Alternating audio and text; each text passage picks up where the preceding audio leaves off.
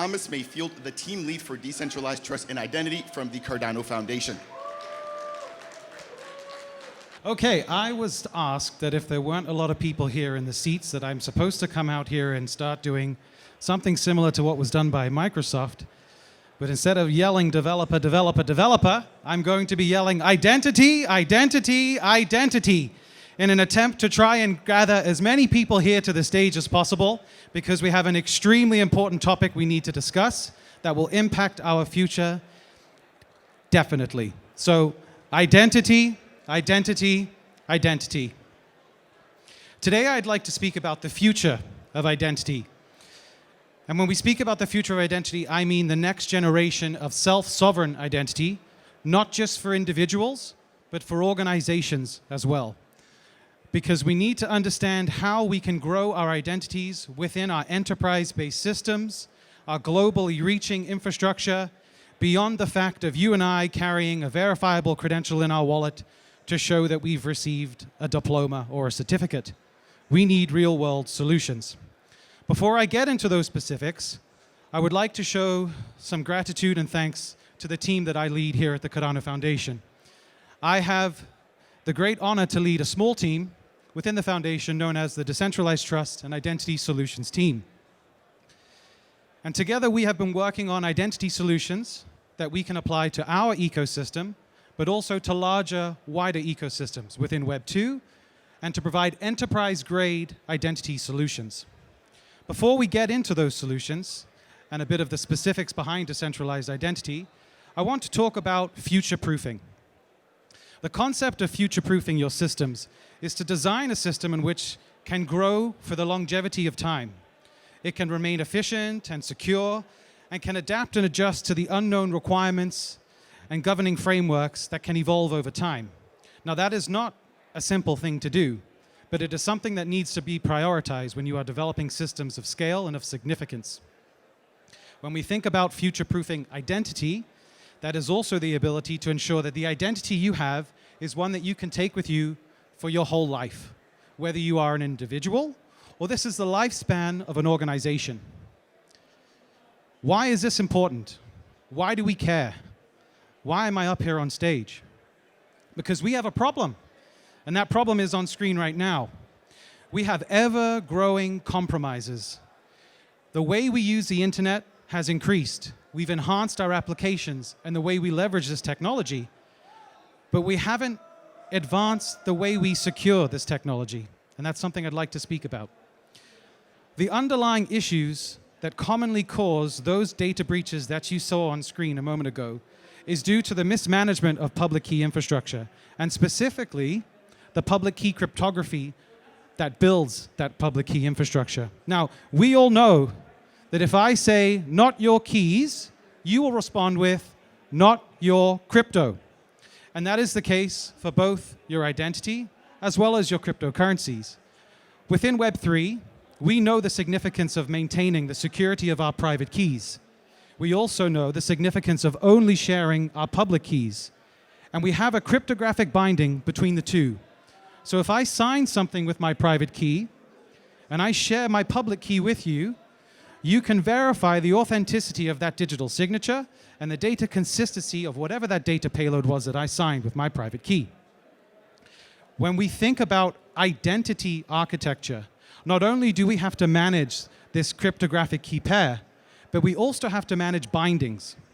Bindings between the public key and private key, as I mentioned previously, but also bindings between the controller of those keys and the identifier. So the identifier is bound to the cryptographic keys, the identifier is bound to the controller, and the controller is bound to both of those entities. So the challenges increase when we move into the identity landscape. The way the internet works today, the way we ensure these bindings of public keys and identifiers and controllers is we leverage centralized authorities. They are known as certificate authorities, and what they do is they take on the root of trust. We put our trust in them to ensure that there is a secure binding between the public key, the identifier, and the controller.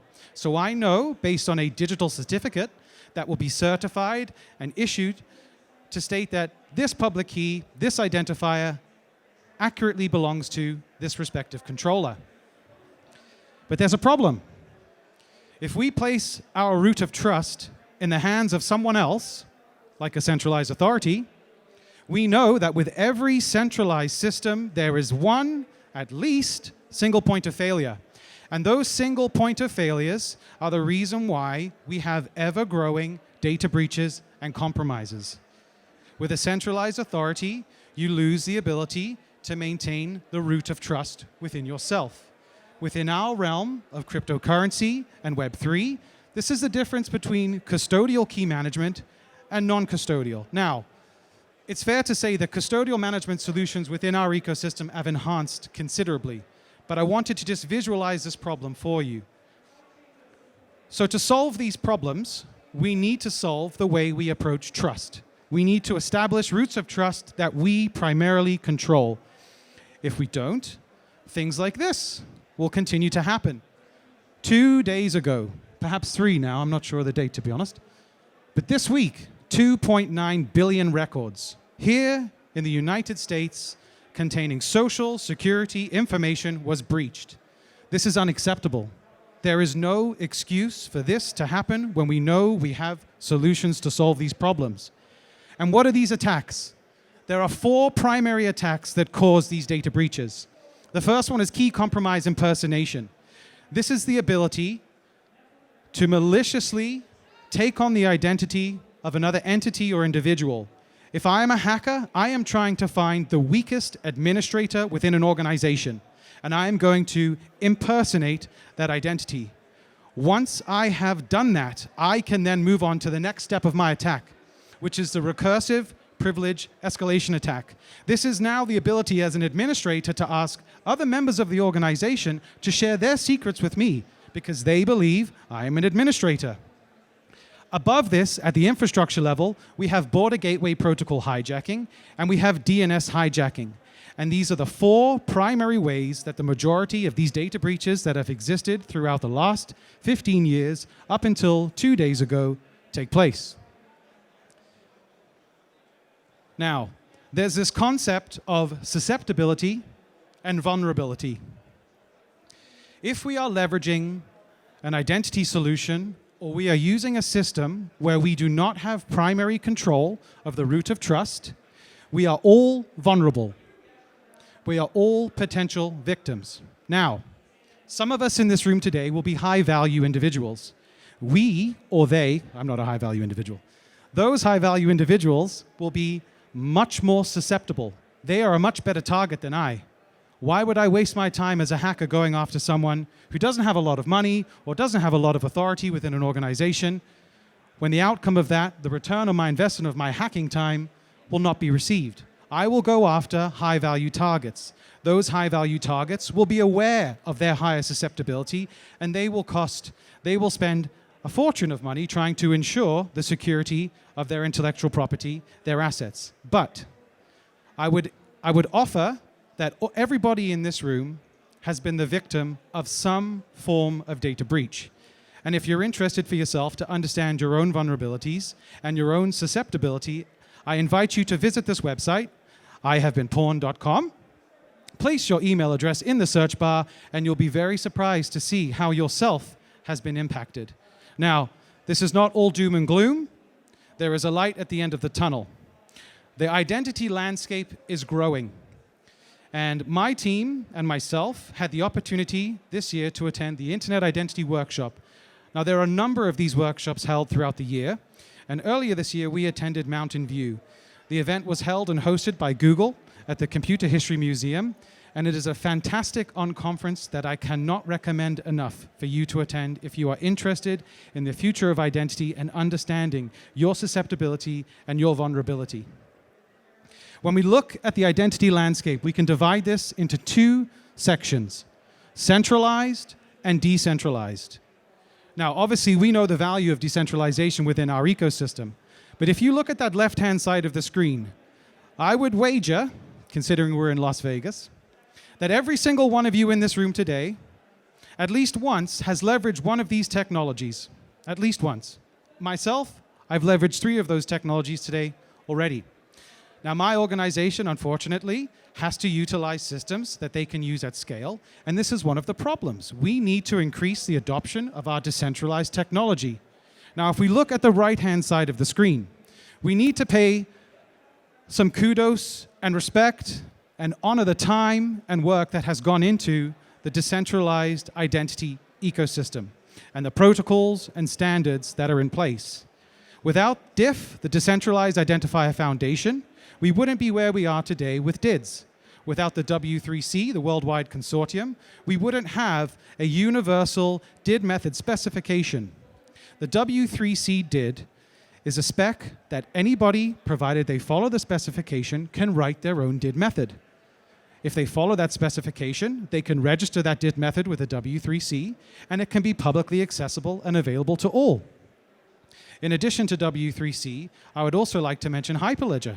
There was a fantastic panel yesterday with members from Itala Prism and Hyperledger, and they were discussing how this technology needs to evolve and needs to be accessible to all. This is one of our biggest challenges that we have in industry. There are other options within the decentralized ecosystem for identity. There's the ability to utilize NFTs and tokens, and they all have their own use case. But there's a challenge that is emerging. Within the W3C, we have almost 200 registered DID methods. We do not have a universal standard that we can utilize for interoperability beyond our ecosystems. Now, when we're talking about self-sovereign identity, and we're talking about use cases, there are many use cases where the W3C DID method is fantastic. If you're not worried about having interoperability beyond your walled garden, then they are fantastic solutions. But if interoperability is a concern, if you are looking at an enterprise-grade solution where you need to have every actor within your value chain utilizing a universal identity protocol, then you really need to consider the challenges that are reoccurring within the identity space. The first challenge that is most essential is understanding the significance of key management and key compromise recovery. Within the cryptocurrency ecosystem, we understand that if we lose our keys, if we do not manage our seed phrase, it is on us, and we have lost our funds. But that approach is not acceptable when it comes to your identity. It is not an appropriate solution if my keys are compromised that I rebuild my identity from scratch. I have built reputation, I have built credit scores, I have other associations with my identity that I can't just simply erase and start again. When we look at decentralized identifiers, and we look at DID methods, what we see is a number of identity solutions that are locked into a specific ecosystem. Some of them are blockchain ledgers, some of them are other Web 2 spaces. The importance here is to understand the value of not having a siloed identity solution. And again, working towards that aspect of interoperability. I should be able to have portability of my identity.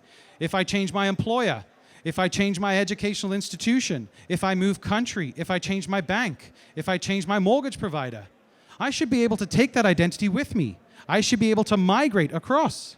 At the moment, there are significant limitations when it comes to portability and migration.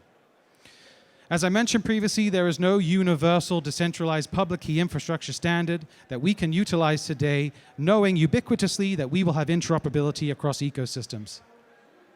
There's limited scalability, and one of the issues with verifiable credentials is that they are done in a verbose, human-interpretable way. And this is fantastic for you and I if we want to read a credential and understand the significance of it, but this doesn't work for an enterprise. When we speak with enterprise actors, they want to understand what this is going to cost when they're pipelining this into a data center at significant volume. What we need is encoding mechanisms that ensure the efficiency of these data pipelines. There is no way an enterprise is going to spend hundreds of thousands, if not millions of dollars annually on data pipelining costs into a data center if they can avoid that. And encoding is the key to scalability within the verifiable credential ecosystem and decentralized identity in and of itself.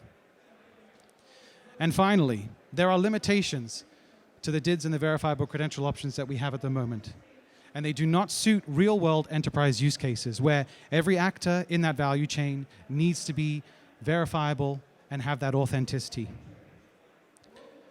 So as I say to my team members, If you're going to bring a problem to the table, bring a solution with it. And that's what we're doing at the Cardano Foundation.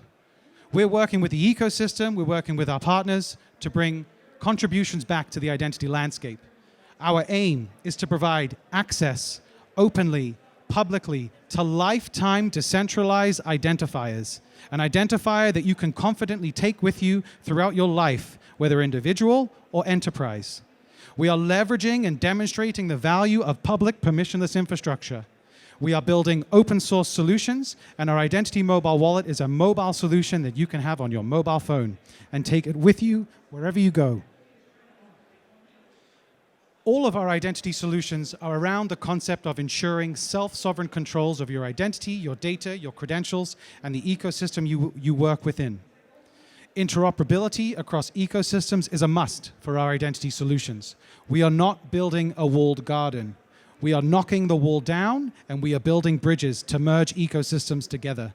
If we want to learn from the lessons from the crypto space, let's not waste the next 5 to 10 years arguing about which cryptocurrency, or in our case, which identity protocol is the best.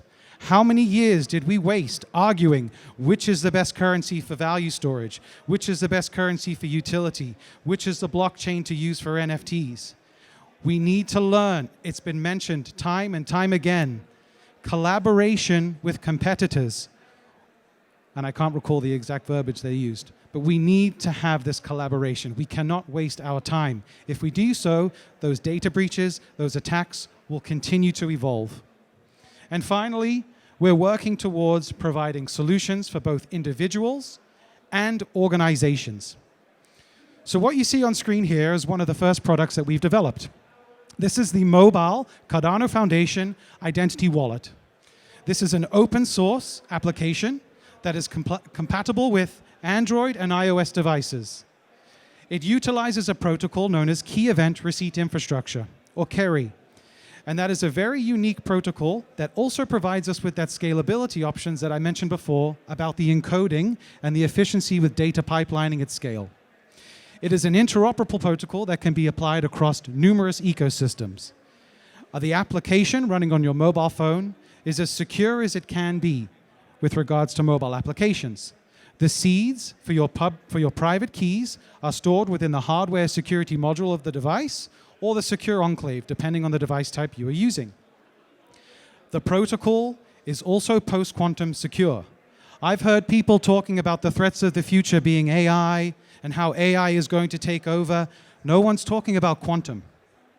No one is concerned with the black swan event one day when quantum security breaches the cryptography we are using today and all of our keys are obsolete. This protocol, Key Event Receipt Infrastructure, is quantum proof. And I encourage you to learn more about the powers and the risks associated with quantum computing. And finally, every single activity that takes place with your identity is signed at the edge on your device. I am not letting my keys leave my device and travel into an infrastructure.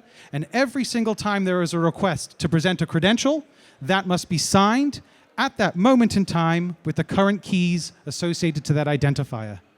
We aren't holding tokens and storing them and letting them live for a lifetime and expecting those to not be compromised. It's how we have the attacks that took place earlier this week. KERI, Key Event Receipt Infrastructure. This is a very cryptographically complex protocol. And because it is so intense, it's scary. People have looked at this. We've spoken with a number of actors within this ecosystem when we were doing our research last year. And many people said to us, we understand KERI, we understand the value we get from KERI, but it is so complicated, we just don't know where to start. So what we have done is we have built the world's first KERI-based, self-sovereign mobile application. The most important thing to understand about why we've chosen KERI as our primary protocol is the AID, the autonomic identifier. This puts the primary root of trust in you. No more central authorities to create that binding between your keys and your identifier. If I rotate my keys, which just is another word for saying if I change my cryptographic keys, my identifier remains the same. This is future-proofing. This is lifelong identifiers to take with you or your organization. KERI is built on the concept of a key event log. A key event log, in and of itself, is like an independent blockchain. It is a hash-chained data structure of all of the key events related to your identity. Regardless of where you store these key event logs, as long as you have a way of distributing them across an ecosystem, you can verify information regarding an identity. This is how we remove the challenges associated with ledger lock, walled gardens, and siloed systems. I can choose to distribute my key event logs wherever I wish.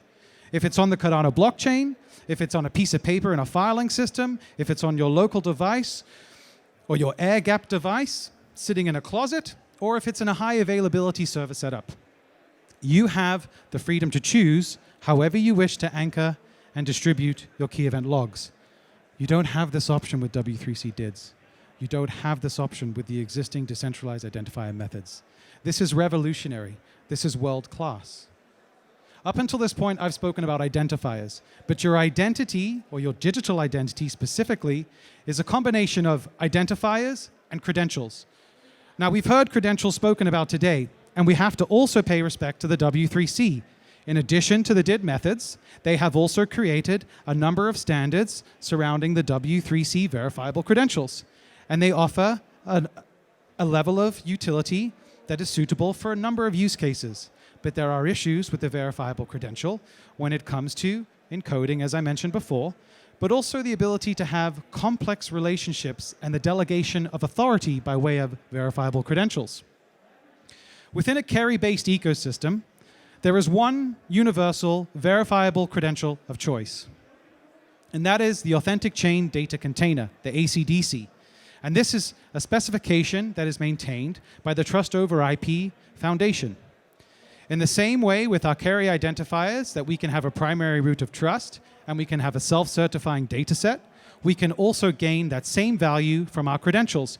And we can chain these credentials together. We can create hierarchy of credentials. It is an extremely powerful technology. So when we were reviewing all of this, and there's a 500-page white paper if you're very interested in understanding KERI, but when we were reviewing all these standards, we thought, this sounds fantastic. But is this all theory? Is this being used? Is this in the real world? Can we find a production-grade enterprise setup for key event receipt infrastructure and trust over IP authentic chain data containers? And we did.